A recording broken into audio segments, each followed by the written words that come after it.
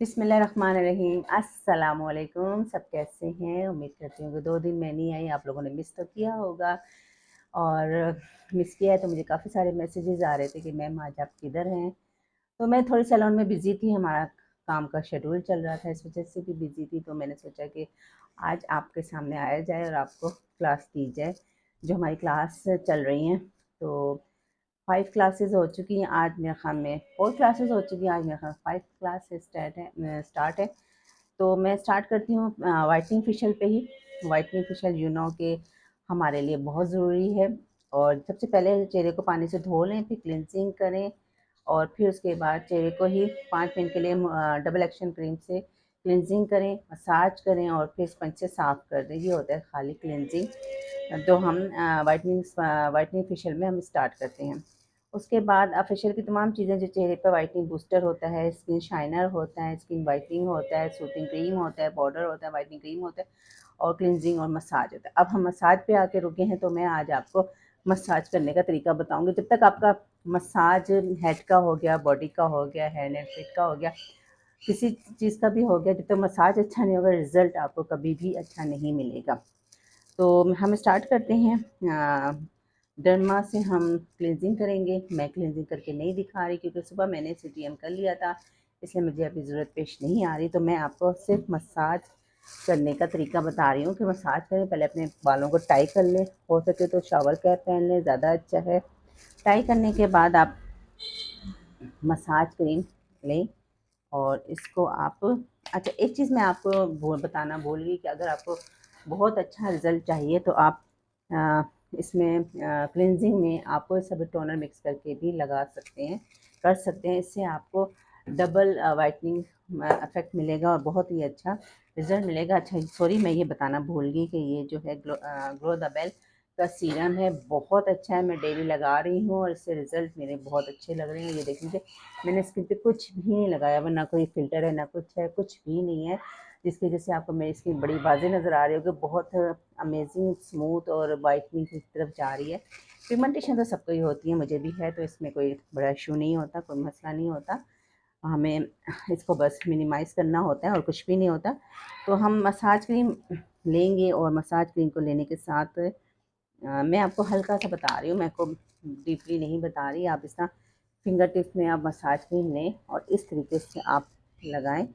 और लगाने के बाद आप मैं एक बात ध्यान में रखिएगा, जब भी आप मसाज करें तो आपने फिंगर टिप्स का ही इस्तेमाल करना है, पूरे हाथ का इस्तेमाल नहीं करना। जब भी आप हाथ का इस्तेमाल करते हैं तो मसाज अच्छा नहीं होता, सिर्फ जेंटली फिंगर्स का ही काम होता है। वो फिंगर से 3 और एक थंब का इस्तेमाल होता है। ये जो लिटिल फिंगर होती है हमारी किसी काम की नहीं होती, इसको हम इस्तेमाल में नहीं लाते। सिर्फ इन 3-4।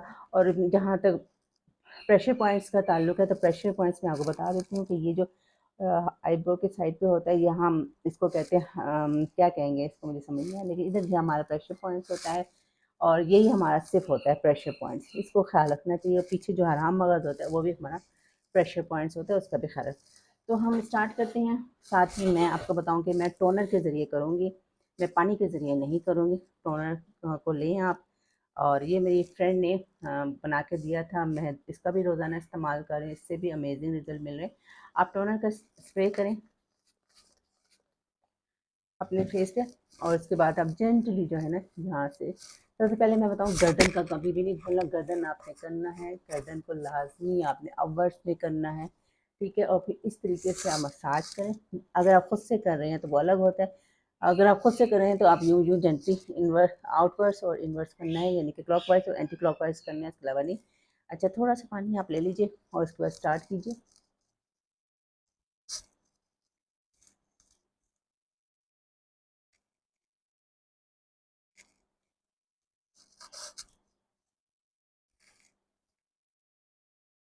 आईब्रो को ऊपर की तरफ करें, जिनकी लिफ्ट हो रही होती है, नीचे की तरफ झुक रही होती है, ऊपर उठना शुरू हो जाएंगी। आईब्रो को हमेशा ऊपर की तरफ लिफ्ट कीजिए। और ये जो ब्लैक हेड वाइट सर्कल्स पड़ जाते हैं, इनके लिए जेंटली आप ये वाली फिंगर इस्तेमाल कीजिए और इस तरीके से आप करें, ठीक है। नोज़ पे आप यूँ ही कर सकते हैं क्योंकि नोज़ के इर्द गिर्द ब्लैक है वाइट हेड्स होते हैं, और थंब के ज़रिए आप नोज़ को कर सकते हैं। क्योंकि ये मैं खुद से कर रही हूँ तो मैं ज़्यादा से आपको बता नहीं पा रही। अगर मैं किसी और पे करती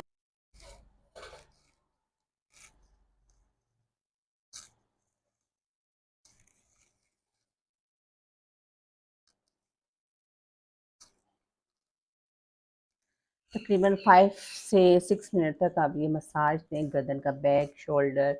मैं कई दफ़ा अपने ट्यूटोरियल में बता चुकी हूँ, वीडियो में बता चुकी हूँ, तो आप मैं उसका लिंक डिस्क्रिप्शन में डाल दूँगी, तो आप देख लीजिएगा, कमेंट्स बॉक्स में भी डाल दूँगी। उसके बाद आप जेंटली जो है ना इसको साफ़ कीजिए। वैसे तो कहते हैं कि मसाज को साफ़ नहीं करना चाहिए, लेकिन चले मैंने साफ़ कर दिया, तो उसके बाद साफ़ करने के बाद आप फिर उसके बाद जो है ना टोनर का स्प्रे करें।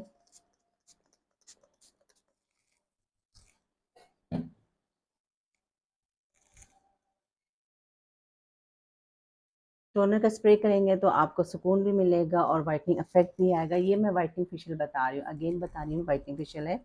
उसके बाद हाइड्रा का ही हम मास्क लेंगे और उसको हम फिंगर टिप्स में लेके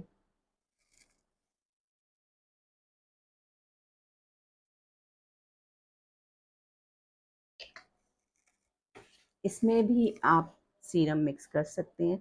सीरम ज़रूरी नहीं है आप हाई लिफ्ट का ही लें, आप किसी भी कंपनी का सीरम ले सकते हैं। और इस तरीके से आप हाथ में रखें इसको।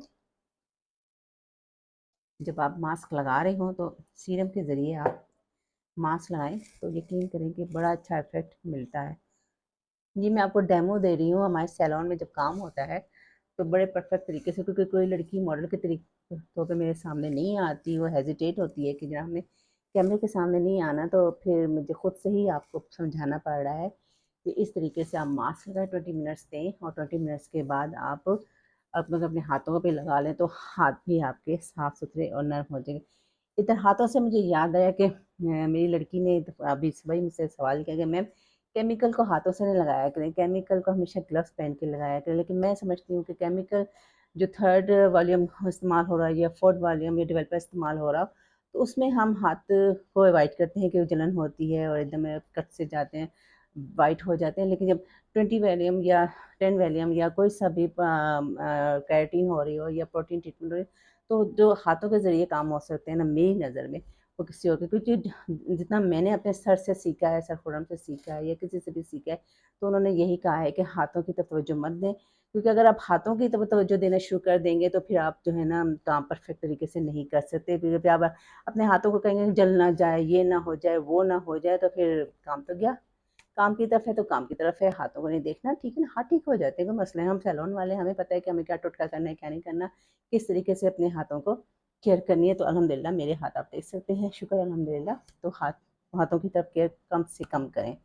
तो 20 मिनट के बाद आप अपने हाथों को, सॉरी मसाज को, हाथों को कह रही हूँ, मसाज को आप वॉश कीजिए।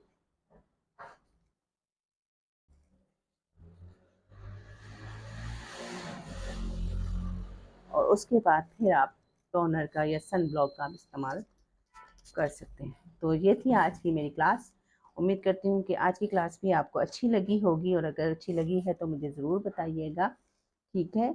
और इसके साथ ही मैं कल भी आऊँगी, लेकिन मैं एक छोटी सी टिप आपको देती हूँ कि फेशियल स्टेप जो होते हैं, डबल एक्शन क्रीम होती है, मसाज क्रीम होता है, स्क्रब होता है, स्टीम होता है, black head white head remover होते हैं, और मास्क होता है। ये फेशियल स्टेप्स हैं हमारे, जो कि हर बेसिक जो होती है ना फेशियल में, यही स्टेप्स इस्तेमाल हो रहे होते हैं। अच्छा, अब मैं एक चीज़ और आपको बताती जाऊँ कि जब हम स्किन पॉलिश करते हैं तो स्किन पॉलिश में हम क्लिनजिंग करते हैं, ब्लीच करते हैं, स्क्रब करते हैं, और फिर हम क्लिनजिंग करते और स्किन पॉलिश करते हैं। तो ये हमारा स्किन पॉलिश हो गया। नेक्स्ट आने वाली वीडियोस में मैं आपको स्किन पॉलिश के बारे में बताऊंगी, और स्ट्रिकिंग के बारे में भी कुछ बताऊंगी। कल जो हमने स्ट्रिकिंग की है, माशाल्लाह माशाल्लाह बहुत अच्छी गई है, बहुत से लोगों ने मेरे पसंद किया। यकीन करिए बहुत ही रफ एंड डैमेज बाल थे, और उन बालों को हैंडल करना मेरे लिए बहुत प्रॉब्लम हो रहे थे, लेकिन एक एक मैं कहती मुश्किल टास्क था जो मैंने अचीव किया। Thank you so very much. अल्लाह हाफिज़।